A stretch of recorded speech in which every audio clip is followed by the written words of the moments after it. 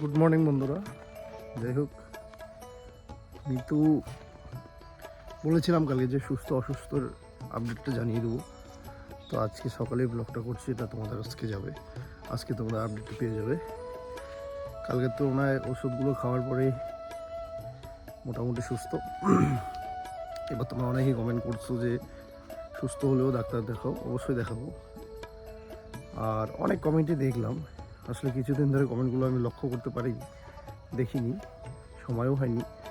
তবে কালকে ভিডিওটা স্পেশালি দেখলাম, অনেক কমেন্ট আসছে, তোমরা অনেক সচেতন করেছো আমাকে, স্পেশালি আমাকে। ভালো মন্দ অনেক কমেন্টই আসছে, আমি খারাপগুলোকেও খারাপভাবে নিচ্ছি না, খুব ভালোভাবে নিচ্ছি।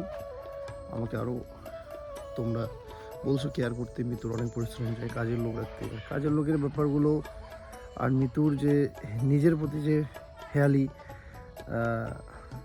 নিজেকে একটু যত্ন না নেওয়া, খেয়াল না রাখা, তো এগুলো নিয়েও অনেক কথা বলছি। যাই হোক, ভিডিওর শুরুতে দুই একটা কথা বলতে হচ্ছে আমাকে। আমি সর্বোচ্চভাবে চেষ্টা করি যে ওকে খেয়াল রাখা, যেটা একটা হাজব্যান্ডের তার স্ত্রীর প্রতি থাকাটা মানে ন্যাচারাল ব্যাপার আমার কাছে মনে হয়। আর স্ত্রীরও তাই সেম, তার হাজব্যান্ডের প্রতি যত্নশীল হওয়া, তো এটা তো আমাদের মধ্যে রয়েছেই। তারপরেও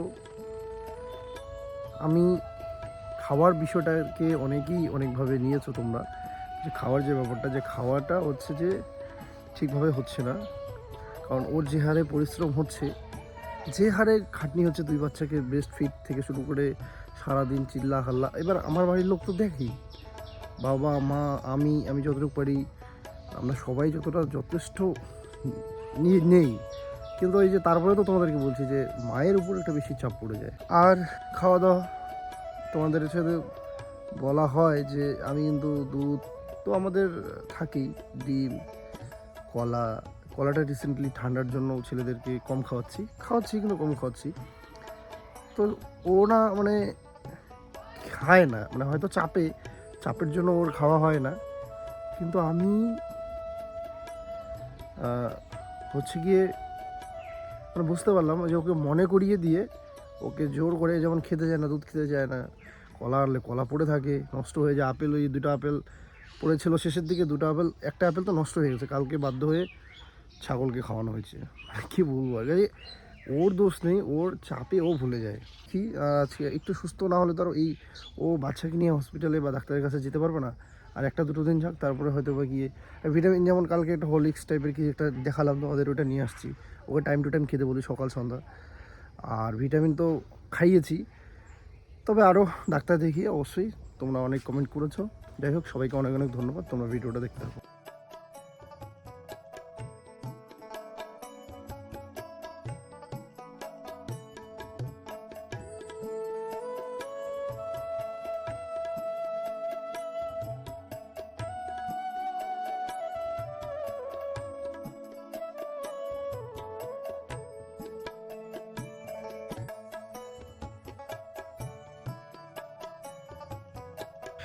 তো বন্ধুরা, আজকের রান্নাবান্না কিন্তু মাই করেছে। শুধু রান্নাবান্না নয়, বাড়ির সমস্ত কাজই করেছে। আর রান্নাতে মেনু ছিল ফুলকপির ঝোল, তার সাথে হচ্ছে ডিম ভাজা, আর শাক মিতো খেতে চায় না। খাওয়া দাওয়া করে ওকে অনেক জোর করে বললাম যে তুমি একটু বাচ্চাদের সাথে রেস্ট নাও বা ঘুমাও, যেটা ও মাঝে মাঝে ঘুমায় ছেলেদের সাথে। কিন্তু রিসেন্টলি এত জামা কাপড়, এত কিছু মানে কাজের চাপ, কয়েকদিন ধরে ঘুমাতে পারছিল না। আমার মনে হয় এই দুপুরবেলা ওর না ঘুমানোর ফলেই কালকের এরকমভাবে ওর শরীর একেবারে পড়ে যায়। তো অনেক জোর করে কথা শুনিয়ে বললাম যে তুমি একটু 1 থেকে 1.5 ঘন্টাও যদি রেস্ট নাও, তাহলে হচ্ছে যে অনেকটা আরাম লাগবে, সুস্থ লাগবে। তো যাই হোক, এই বলে কয়ে ওকে রাজি করিয়ে একটু ঘুমাচ্ছে আর কি।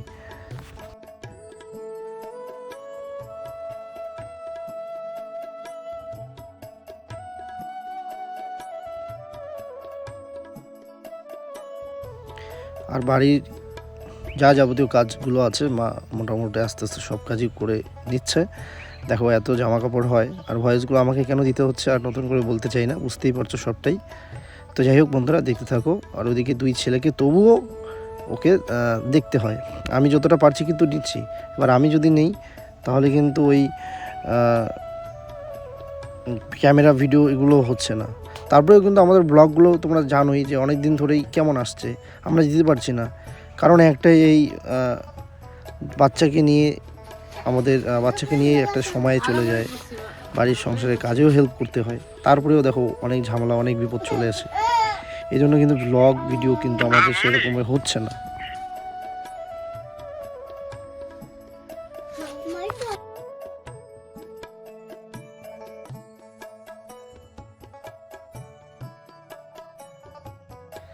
তারপরে সন্ধ্যায় বন্ধুরা বাড়ির উঠোনে মা জ্বালিয়েছে আগুন।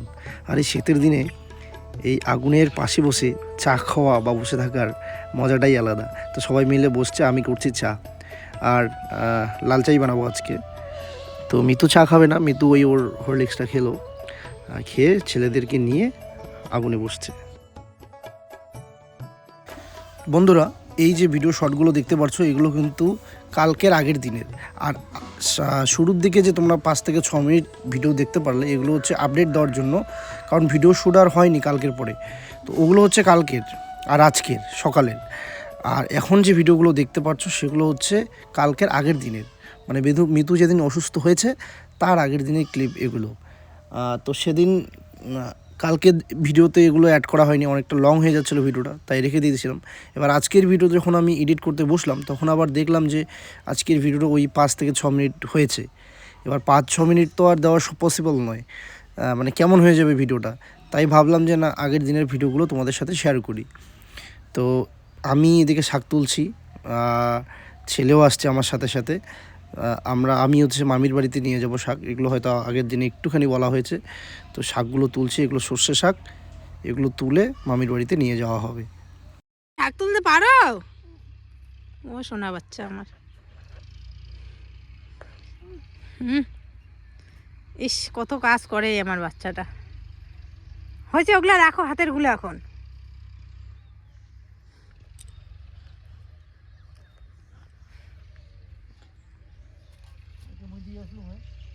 কি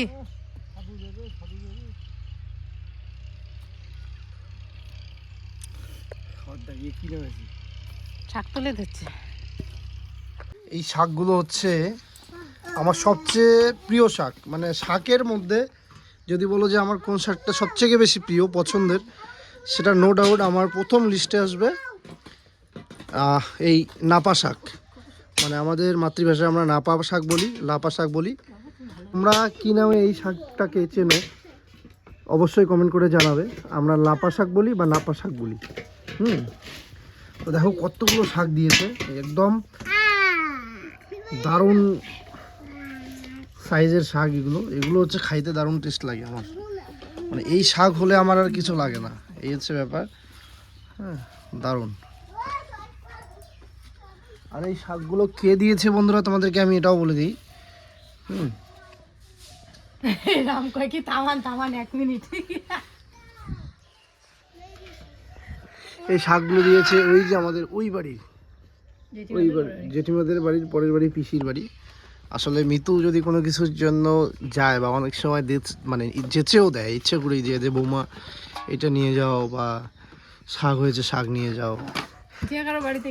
হ্যাঁ, আশেপাশের আমাদের যতগুলো বাড়ি আছে, তো মিতুকে আবার একটু অন্যভাবেই সবাই মানে পছন্দ করে আর কি।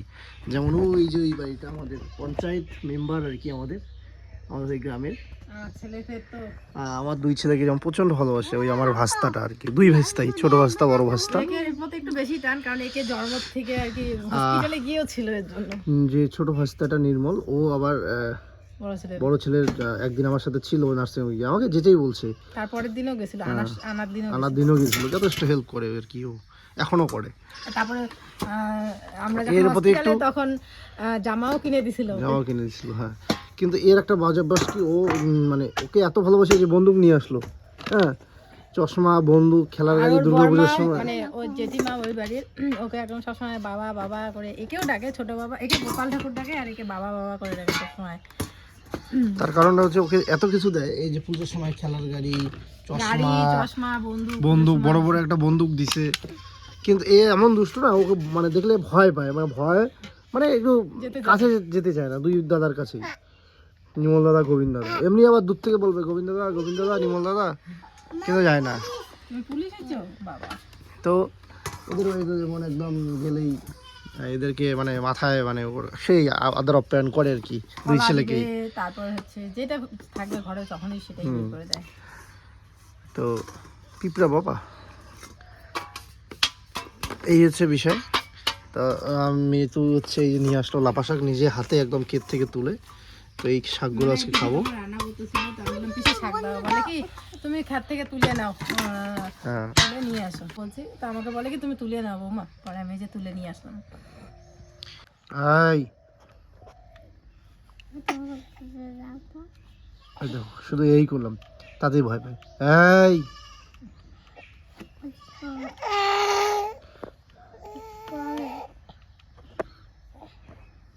বেশি বেশি, হ্যাঁ হ্যাঁ, এখন ওর মার কাছে যাবে। বাবা আদর করছি বাবা, আমার ছোট বাবা, ও ছোট বাবা, আমি তোমাকে বকু দিইনি বাবা। কেন গুড্ডু, ও গুড্ডু, মিথিল কত কত দুষ্টামি করে, হ্যাঁ? ওই দেখো, ওই দেখো, ওই দেখো, ওই দেখো, ওই দেখো, আমরা দাঁড়াইছি এখানে, এখানে দাঁড়াই এমন করে বাড়ি বাড়তেছে, দেখো তোমরা। হ্যাঁ হ্যাঁ, এইটুক বাচ্চা এখনই দুষ্টামি শুরু করছে। দেখো, ওই দেখো, ওই দেখো, হ্যাঁ, দুই হাতে, ওই দেখো। এখন দুপুর কটা বাজে? 2টা বাজে, 2টা বাজে, এ তো ঘুমাই নাই। আরে এ দাদাকে তুলে ফেলছে, তোমাকে ভাই তুলে ফেলছে শোনা। কেমন করে তুলছে? উঠো বলছে। তোমার ভাই দুষ্টামি করতেছে শোনা, ওকে কি করবো? মার দিব না জঙ্গলে ফেলে দিয়ে আসবো? ফেলে দিয়ে আসবো, ঠিক আছে। কি এইটুক বাচ্চা কেমন করে দাঁড়ায় টিনগুলোর মধ্যে বাড়ি দিতেছে, দেখো দেখো দেখো, 2 হাতে বাড়ি দিতেছে, দেখছো? দেখো সাহসটা কি ওর।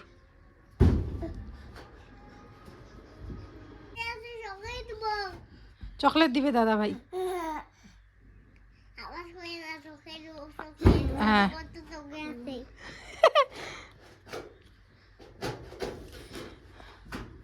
ছোটন আসো, এদিকে আসো ছোট, আসো।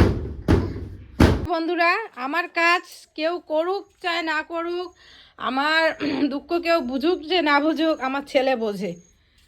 আমি যদি বলি বাবা এই কাজটা করো, তো কোনো দিন বলে না, না বলবে কি আচ্ছা মা, আচ্ছা মা। আমি এখানে জামা কাপড়গুলো এনে রাখলাম, উঠানটা ঝাড় দিলাম, সাথে সাথে আমার ছিল, বাসন মাজলাম আমার সাথে সাথেই ছিল।